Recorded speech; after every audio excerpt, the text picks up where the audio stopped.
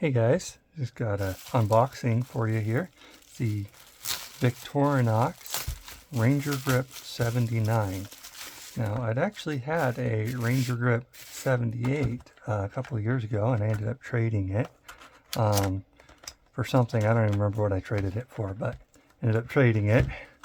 And yeah, I kind of missed the knife, so I figured I'd pick it up again. But this one was a little cheaper than the 78, so you know, and the main difference is, you know, screwdriver versus a corkscrew. And I figure if you're actually out camping, the corkscrew might be a little more handy than maybe the screwdriver. So I figure it's kind of a good camping knife. So anyways, you get your little warranty stuff there from Victorinox. Yep. Shows you there that this is a lock on the knife, which is kind of cool. So you open it up and then you can just push right on the logo there, and there's your lock, which I really like because it keeps your hands out of the way of the blade, which is good. I'm always a fan of locking mechanisms that do that. So I actually have this little Victorinox right here, and the reason why I mentioned that is because keeping the hands out of the way is because first day getting this knife, I cut myself with this little locking thing. So like I don't know, I was like showing off how cool it was that you know, it had a lock on it as a Swiss Army knife, and just playing around being a goof and ended up cutting myself. So yeah. Oh, and this right here is the Evo Grip S18, I believe, or Evolution Grip S18. And yeah. Another thing I like about this bigger knife right here, the 79, right? So look at that saw. Now, if you're actually going out camping, like that's a serious saw, which is pretty cool. Compare that to this little guy here, you know, on like your normal, you know, size-ish Swiss Army knife, and it's, you know, you don't quite have the same amount of reach. I mean, even like going a little bigger, right? Here's my Leatherman charge right there, right? And you can see quite a bit of saw blade there for, you know, a handheld knife, which, you know, is really nice in like you know, camping situation or whatnot. Being able to use that, so that's kind of cool. I do like the one-handedness of the blade there. Let's see, let's take a look at some of the other tools here. You have your can opener, right? A classic, you gotta have a can opener. And then they got the screwdriver right here. And the nice thing about this screwdriver here is it actually, like, as you push down, it like locks into place, so it doesn't fold. So they probably can't see that very, I dented my little map, but yeah, basically you have to push in pretty hard. But yeah, you push in, and as you push in, it locks, and then it doesn't fold once it locks and pushes in. So it's like a safety feature. And then you got your bottle opener, wire stripper, you know, all that cool stuff. So pretty cool, useful tool for, you know, going out and, you know, camping or backpacking or whatever. Get your little awl there.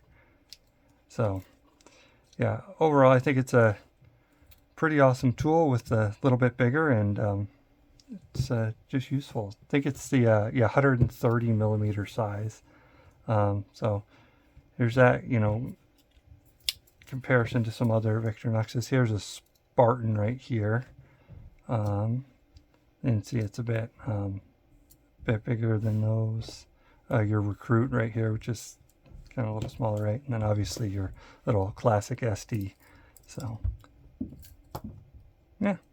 So, and I'm pulling everything off the frame and slide it all over so you can kind of see everything in a line up there. Size-wise, there we go. Make all the logos face the same way. Be OCD about the whole thing. All right, there we go. So there's your lineup size comparisons, and kind of see. Yeah, overall, I think it's a pretty cool knife. I think it is a little odd though that they don't sharpen it down on this bottom part right here. I think part of that is when you push in right here as it closes, at least on my other one, I think there's a little spot like where I sharpened it to go lower, but then there's a little spot right there on the bottom that kind of nicks and dings right on there. So they don't sharpen it, because if you do sharpen it, you'll get a little ding down there in the sharpened edge. So they just figured not even bother sharpening it down there, which is kind of interesting.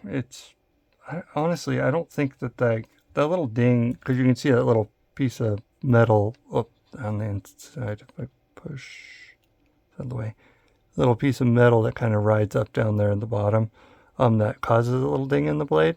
I don't know what that piece of metal actually does, if it's even useful or it's just, I don't know that's necessary to be there. But oh, one other thing I wanted to point out, which is kind of cool with this knife.